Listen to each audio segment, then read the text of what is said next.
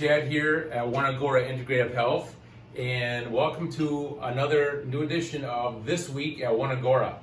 So today I got some really cool, exciting news and information I want to share with you about low back pain and the anterior L5 adjustment that you might have Dr. Mark or Dr. Megan or Dr. Heidi do. And the reason they do this is for people that have chronic or it could be acute low back pain due to a certain segment that's out in the spine. And in a little bit, Dr. Mark is going to share information about that. But what causes pain in the low back like this? Well, if you've ever experienced bending over or your back locking up, or maybe bending over to tie your shoelaces and coming back up and there's extreme pain down in the lower middle of your back, you could have an anterior L5, okay? So what kind of people does this happen to?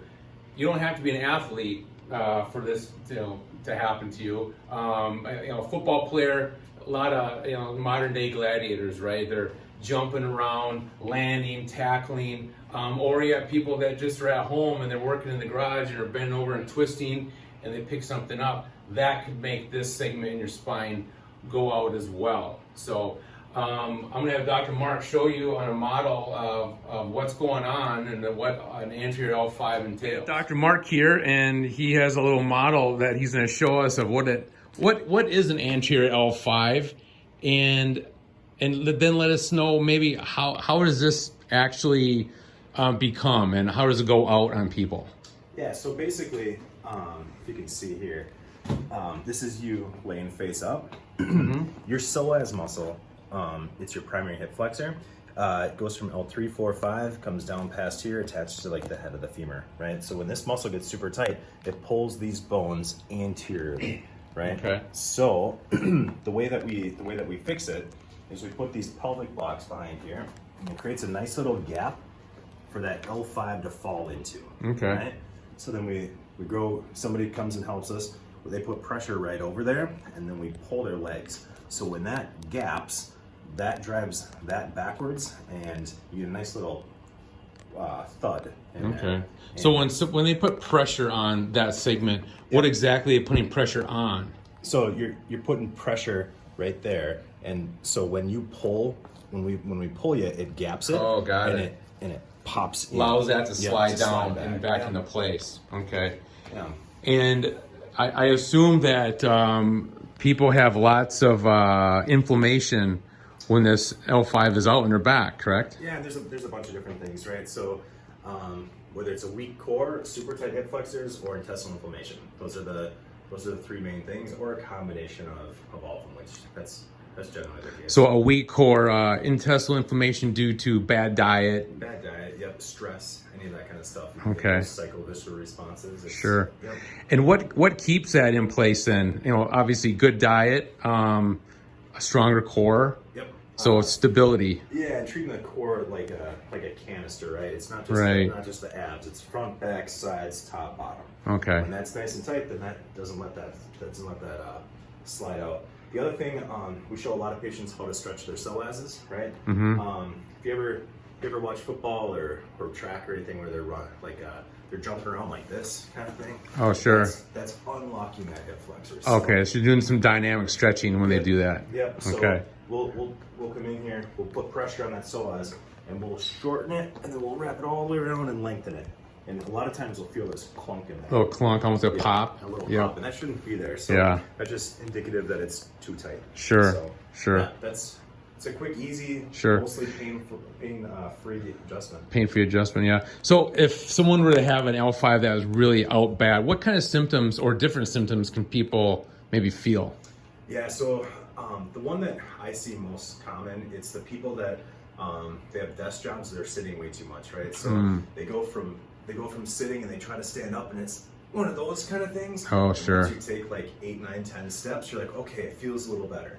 Yeah. Right? But what's going on there is when you ever talk on the phone too long, and like you get that spasm, right? It's like, oh, yeah, right. You got to switch. Hard to straighten your arm out. Yeah, it's not that the phone's heavy or anything. It just doesn't want to be in that contraction. Right. So same thing with this. When you're sitting, that psoas muscle is in contraction. Okay. Right. So when you go to stand up, it stretches and it Right. pulls, and that's what hurts. So once you get moving, then you're Okay. So there must be a lot of compression at the lumbar spine due to a tight hip flexor.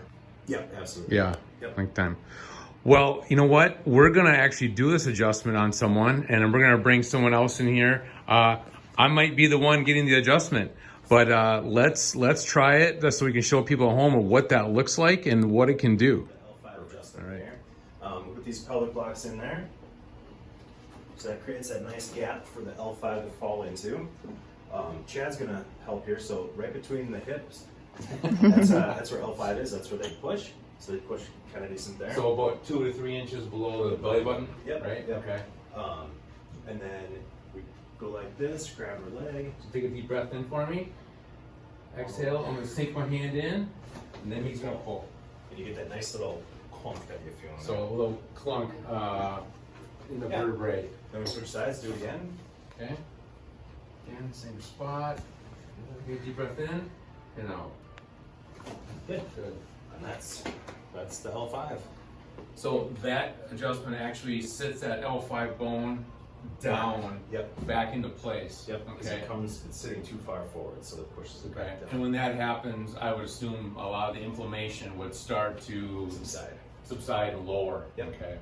All right. So I would think now after you get up, if that keeps coming out, that means there's some instability. Right. And we would just need to do some exercising, maybe clean up the diet so it's not inflammatory to Yep. keep that in place so it stabilizes. Some dynamic stretching.